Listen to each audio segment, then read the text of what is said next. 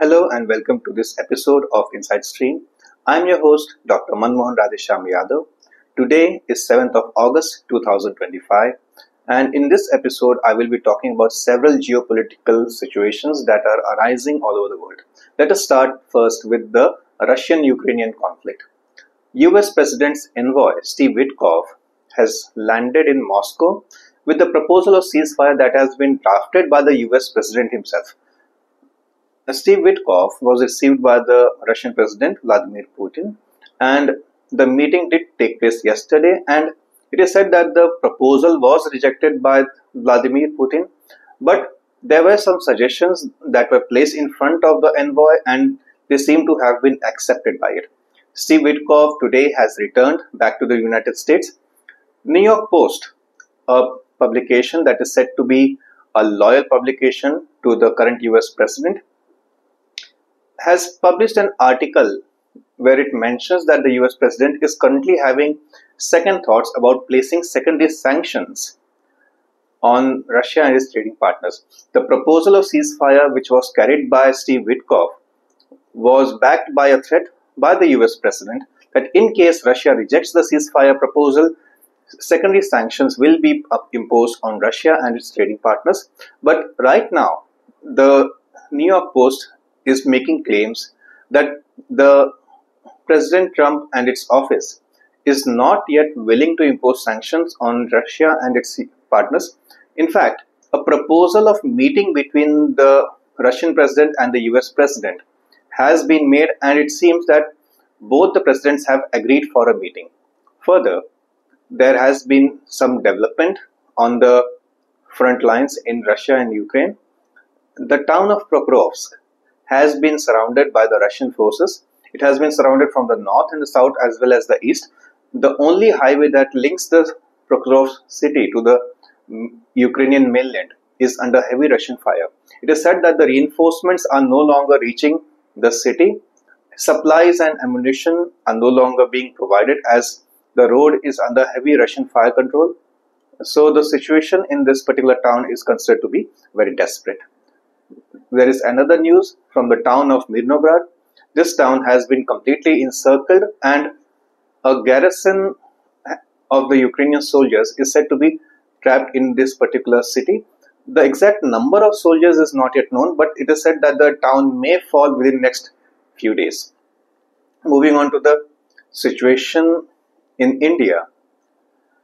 President Trump has imposed secondary sanctions on India after the failed negotiations between the Indian government and the US government.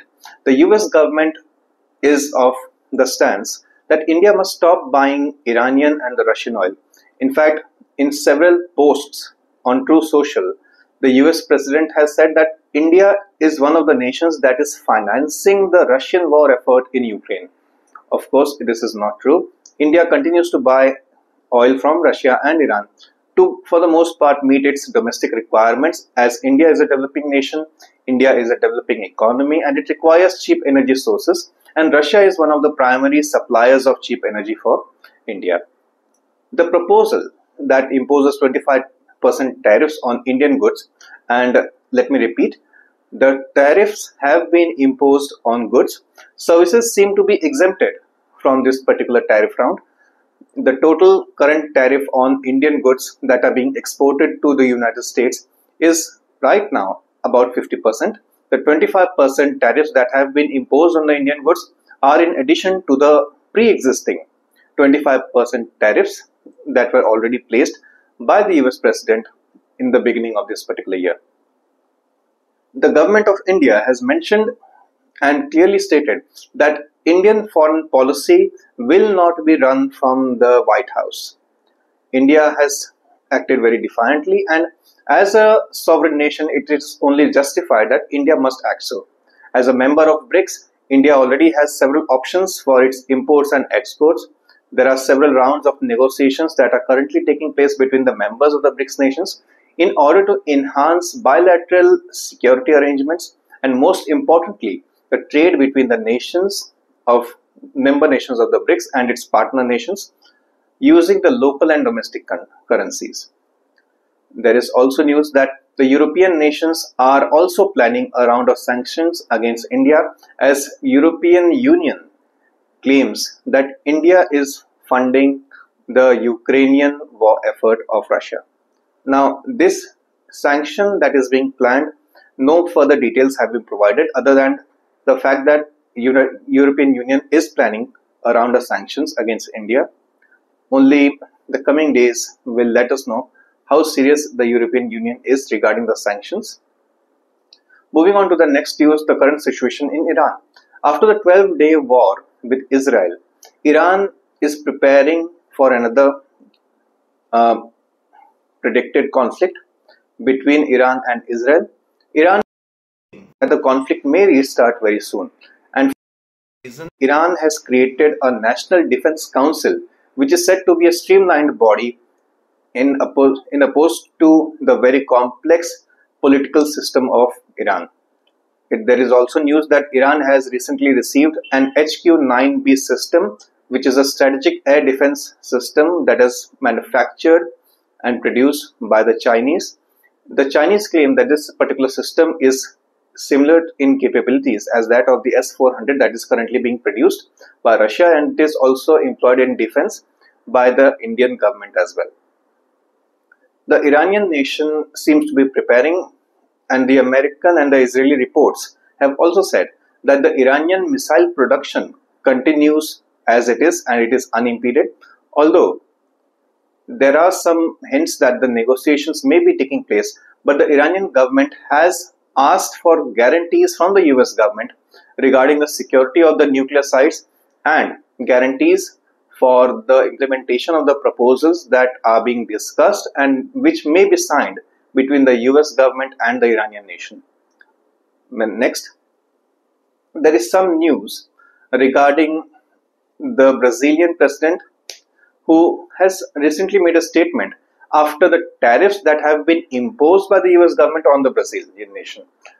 The US trade with the Brazil is considered to be a net deficit for Brazil. In other words, it is the United States that actually benefits from this particular trade negotiations and trade deals. But in the recent political conflict that is existing between the Brazilian President Lula and the US President Trump, both the nations, both the governments seem to be trying to cancel out each other. There have been several war of words between these two nations, and President Lula of Brazil has said that he is no longer willing to talk to the American government or the US president. There will be further negotiations, but these negotiations will be held between the member nations and partner nations of the BRICS alliance. Now, the BRICS alliance, as I have several times mentioned in my previous videos, that it is an alliance of developing nations, primarily consisting of Brazil, Russia, India, China, and South Africa, and there are several other partner nations that have already joined this particular alliance. This alliance of nations primarily focuses on the economic development and the industrial development which is currently going on in all these particular nations, all its member nations. It is said that these nations are currently planning an alternative to the US dollar, although there is no such official statement that currently exists by any of the member nations of the BRICS. But the current situation all over the world is that the US dollar is declining in relevance. The US dollar in the past month has fallen to its 50-year low since the 1970s, and it is still declining. In fact, the US dollar is losing its value much faster currently than any other time in history. Even during World War II, the decline in the value of US dollar was not as great as it is today. The US bonds are currently struggling to being sold off. The Federal Reserve has issued several $billion worth of bonds in the American markets, and most of the bonds have been sold off, but the buyers of these particular bonds are actually domestic consumers, the domestic buyers from the America itself. The foreign investors like the Japanese, the Germans, the Chinese, and several other nations that tend to invest their dollar reserves in the US bonds are no longer willing to invest in these bonds that are being issued by the Federal Reserve. As a result, the rate of interest that is being paid on these bonds continues to climb, and the bond yields is rising. As a result, the investor confidence in the US bonds is being shaken, and people are having second thoughts regarding the stability of the US dollar. The US dollar, considered to be the world's reserve currency, is more or less still the world's most dominant currency and is still considered to be a strong currency for trading among the nations. But after the weaponization of tariffs by the current US government, several nations are actually planning to start bilateral trades with their partner nations in their own domestic currencies. The rumors that BRICS currency may be launched this year are gaining momentum, although there is no such news or confirmation, and as far as I think, such a currency may not be launched for several more years, since dollar may be declining, but it is still one of the most powerful currencies in the world. It is still the reserve currency of the world, and it is still stored in reserve of most of the nations, and it currently consists of almost 60% of the world's currency reserves, foreign exchange reserves. Therefore, dollar continues to be strong, but the US bond yields continue to rise. The public confidence in the US dollar continues to move, continues to be shaken, and the current situation in the Ukrainian front, the economic turmoil in the Western European nations, especially in Germany, where it is said that the Germany is facing an industrial crisis, which means that Germany is losing its industries. Several have termed this particular process as deindustrialization of Germany, and most of the German companies are moving to the United States, or they are in fact my apologies, they are in fact moving towards China as well, as United States continues to have the largest consumer market in the world, whereas China continues to be the world's factory. A large number of companies are also moving to India, while India, not as big a manufacturer as the Chinese, is considered to be the second most preferred option for manufacturing in Asia. India is a developing economy, and it is said that the Indian economy will continue to develop at a pace of, on an average, 7.5% for the next 20 years or so. Therefore, the situation in the world is considered to be a bit chaotic. The US government policy is very, very fluctuating at the moment, and this particular fluctuation in the policies has resulted in declining confidence in the US dollar, the US bond markets, and the US policymakers themselves are struggling to keep up with the whims and whimsicals of the US president. And therefore, there may be some radical changes that may take place in the coming weeks or perhaps even months. It will be interesting to see what happens next.